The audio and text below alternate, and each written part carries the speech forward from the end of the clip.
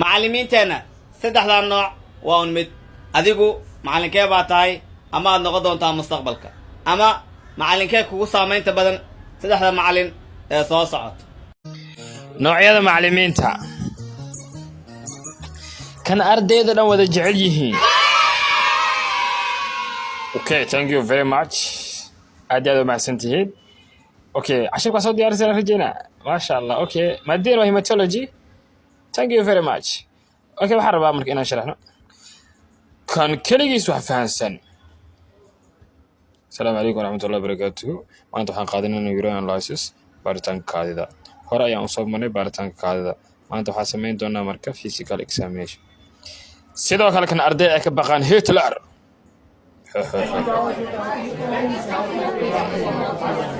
Okay, what is it? Okay, Amos.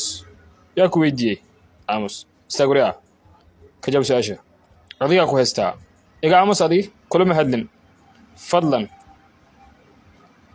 Okay, miis gacanta saara gabigiinaba saas dhaha kulligiina Amos oo ku sheegay iga Amos adna iga Amos